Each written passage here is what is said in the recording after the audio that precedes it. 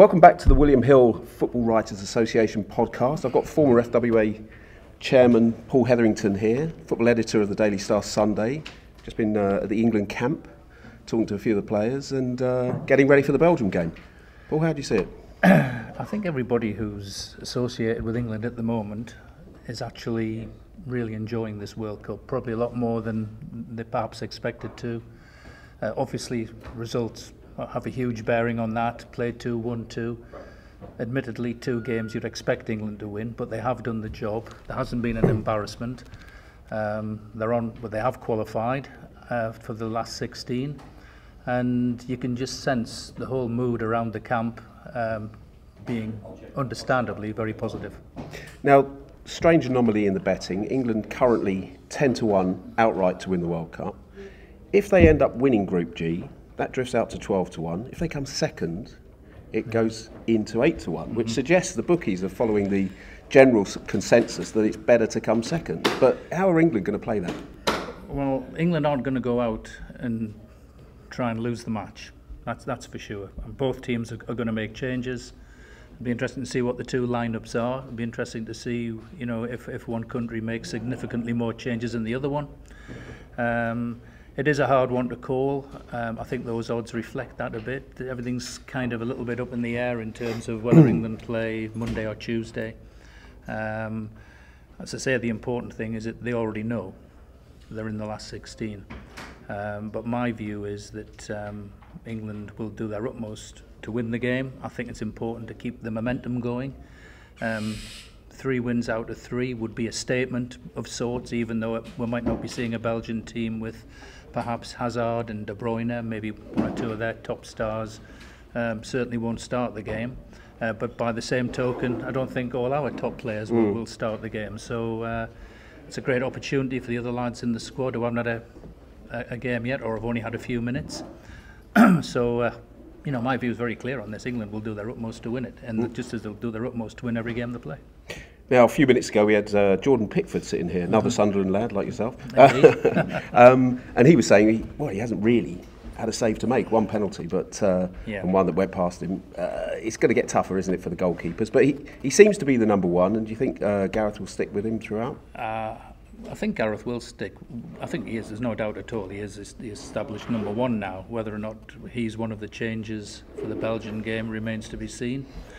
Gareth may feel it's better, particularly from a continuity point of view in goal, to keep him where he is.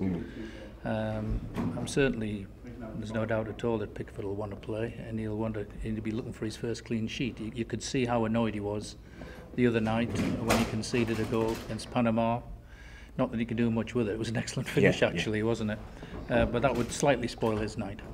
And of course, the other big one is Harry Kane. He wants to play in every game, doesn't he? So does Southgate rest him because he doesn't want him to be injured for the last 16 game, or does he play him because Harry's captain and he wants to play every game and he wants to score? He wants that golden boot, doesn't he? Currently favourite at the moment. Yeah, absolutely. Yeah, there's no doubt at all that Harry won't want to miss the game. He'll be very conscious of his position at the top of the table in terms of the golden boot. I'm certain he was delighted when Ronaldo failed to convert that penalty last night, which I think surprised quite a few people, particularly Ronaldo, I would imagine. But once again, he's got to look at Gareth's got to look at that and think we're already through. As much as I want to win the game, as I'm certain he will, as I say. Would this be an opportunity if he's going to give players a break? This would obviously be the game to do it. Now, just looking at the odds, Belgium's slight favourites, really not much in it. But so tomorrow night, would it be a disaster if Belgium win and England do come second in that group? No, it wouldn't be a disaster. And as you were just saying, Jerry, there's probably a view that it might be better for England to finish second in the group. It's not particularly a view I subscribe to, but there is that view on it. Or maybe they could play out a draw and just pick up a couple more yellow cards and then finish second on that way. But it's going to get very complicated for everybody reporting that match live on Thursday night to work out the permutations if it ends up being a draw.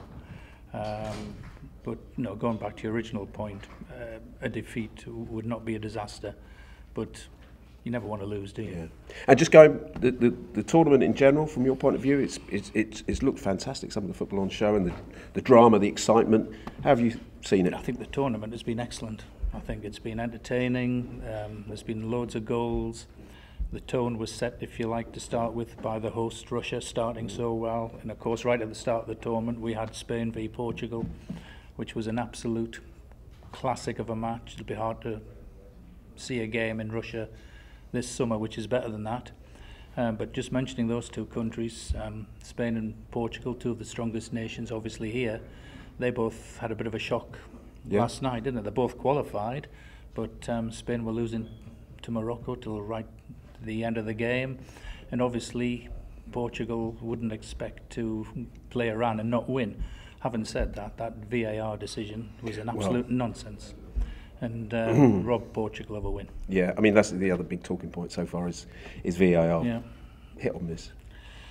I can understand obviously why it is in place, but to me it's too often a miss for a number of reasons. It disrupts the flow of the game. But the main thing is, you know, if it's there, it's got to be there to get things right, which might have been wrong or which were wrong. And last night, something which was right, in my opinion, was turned into something which was wrong. So the system clearly is flawed. So a little bit of work to do. Perhaps the referees just need to understand a little bit more about how... a lot of work to do. Great stuff. Paul, thank you very much. Remember, keep coming back to the William Hill FWA podcast.